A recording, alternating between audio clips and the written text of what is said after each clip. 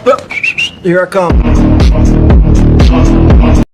Prediction Ascension, love me or hate me, there's no in between. So check it out. Let's go across the river to New Jersey, B. Right over the bridge.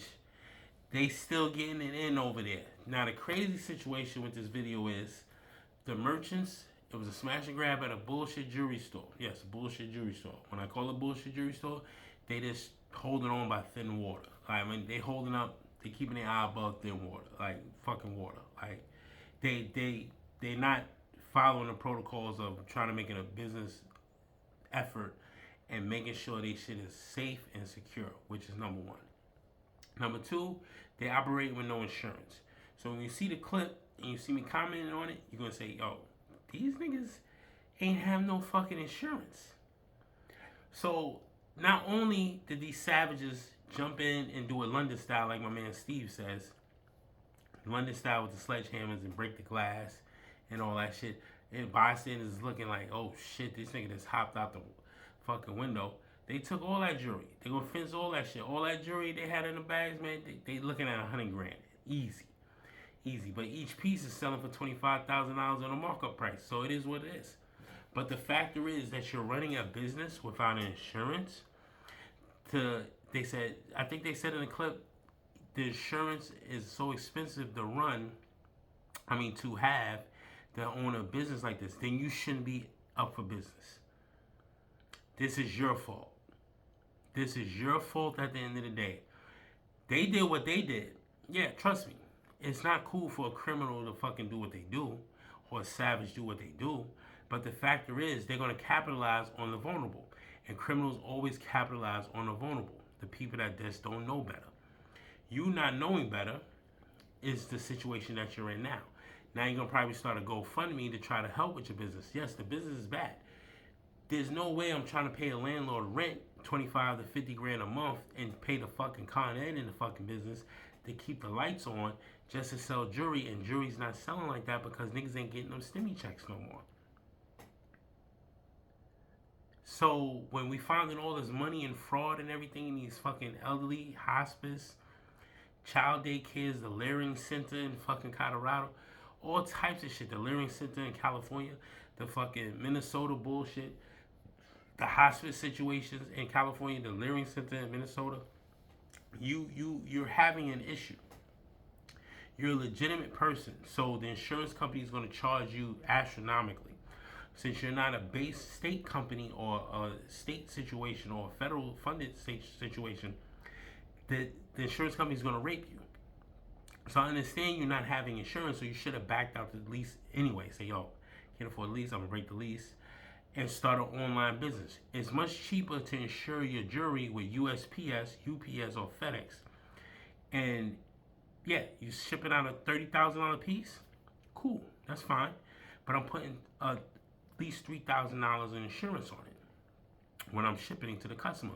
So I make the customer pay half, a quarter of that, or 2/3 of that, which is maybe the $3,000 insurance.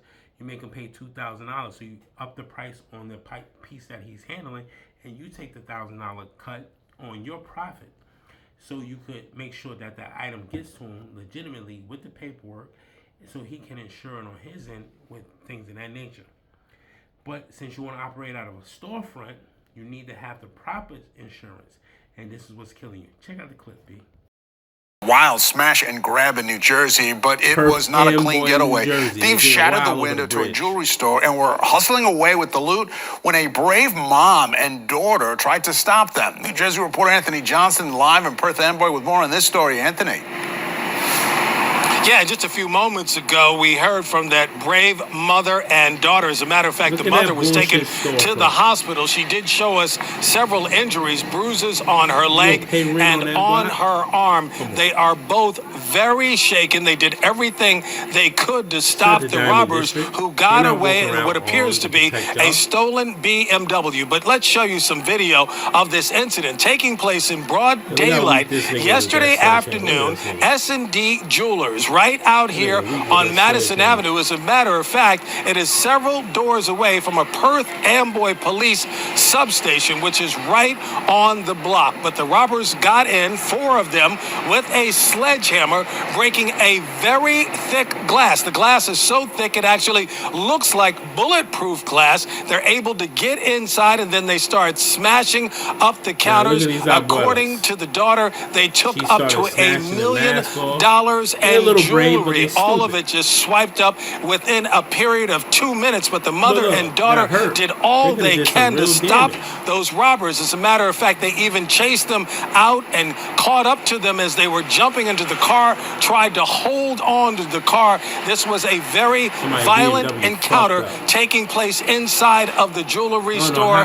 The family is very shaken. They were back here this morning. The gate is down, but just a few moments ago, they showed us exactly what it looked like inside. You could see the smashed up counters, all the glass all over the place. They said they're going to try to do all they possibly can to get back into business, but the unfortunate thing is the family does not have insurance. They say the insurance rate on a business like this is just way too high. They are hoping that they get some help from the companies that supply the gold and jewelry so they can actually get back into business. We did hear from some of the folks that know this family very, very closely a short time ago, and they described what impact this violent crime is having on the family. Stephanie, she's a brave woman, but I feel so sad for her mother. Her mother fell away, she fell. It was too much. Yeah, it was a whole lot, as you saw in that video. Once again, they did come back here this morning trying to assess all of the damage that took place inside. But really, it's all about how that mother and daughter tried to do everything they can. They were very emotional in their discussion. We will show you much more from that interview coming up later on here. So you see in the clip, right? Abuela, muchacha, senora, they trying to do what they best to try to save what they can for their business, right? But remember, the manufacturers want their money too. You're not going to get that money back, and they're not going to put more money back into a high-risk area like that. Because that high-risk area, when they see them doors, them glass doors go up, okay, the glass is much thicker. You got to be buzzed to get in, but niggas don't want to spend their money on that because they're going to see, you wasn't making that much money anyway for us. So you might as well just dissolve it anyway and just cut your losses with the money you owe us as well. But she ain't doing bad. She got the Van Cleef chain on with the Van Cleef earrings in, stuff like that, or the lookalikes, whatever, because a lot of fakes going on around here. But the factor is, you run around with no insurance, but your BBL is good.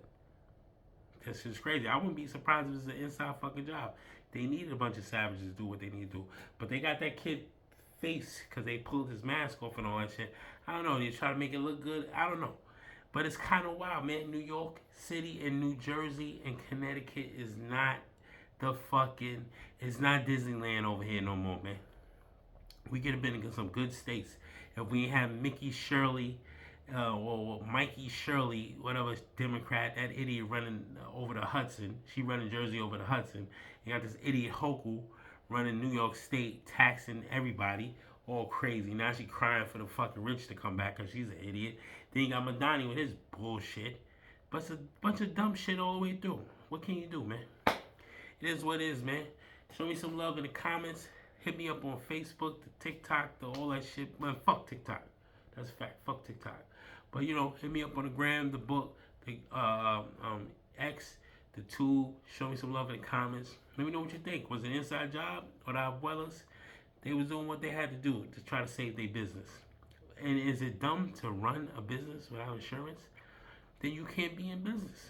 You're better off shipping your shit online. Trust me, it's much cheaper than what you have to pay for the premium. The premium on a fucking jewelry store got to be like maybe fucking $45,000 every 6 months.